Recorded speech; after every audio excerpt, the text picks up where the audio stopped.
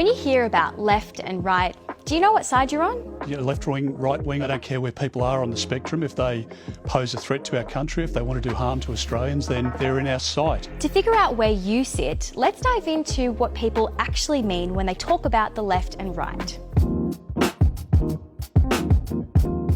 Left-wing and right-wing are two broad terms to basically describe someone's attitudes and beliefs towards the key challenges we face. That could be the gap between the rich and the poor, or how much government should pay for services like health and education.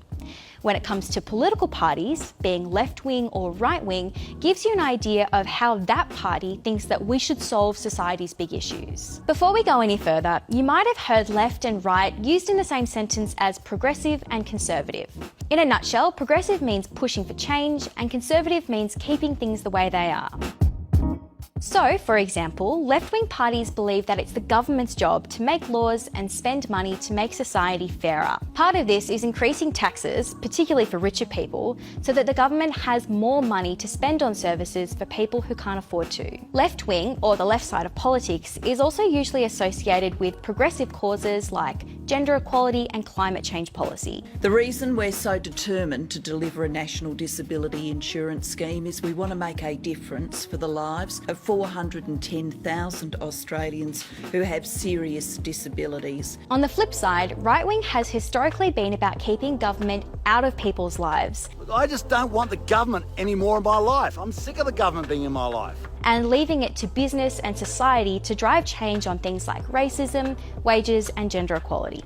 Right-wing is usually associated with conservative values and sees a bigger role for things like religion and traditions in people's behaviour. So how you feel about these issues can help you start to figure out where you sit. But it's important to remember that while these terms have been around for ages, they're not set in stone.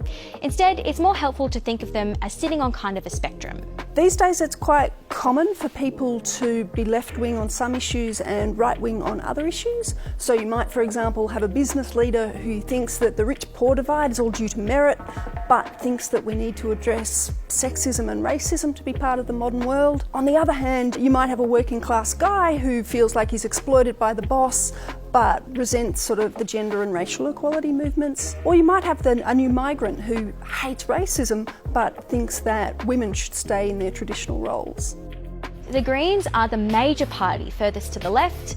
A little closer to the centre is Labor, and on the other side of the middle are the Liberals. And they are in a long-standing partnership with the Nationals, whose priorities are miners, farmers and regional Australians. While the bulk of politicians and normal people will fall somewhere on the left or the right, or maybe even in the middle of that spectrum, there are some that sit on the very edges, known as the far left and the far right. While the far left does exist, it's people who align with the far right that are considered a security concern and are the focus of some of our biggest intelligence organisations at the moment. We know that right-wing extremist groups present a real threat to Australia. But it's not just an Aussie thing, it's happening in other countries too.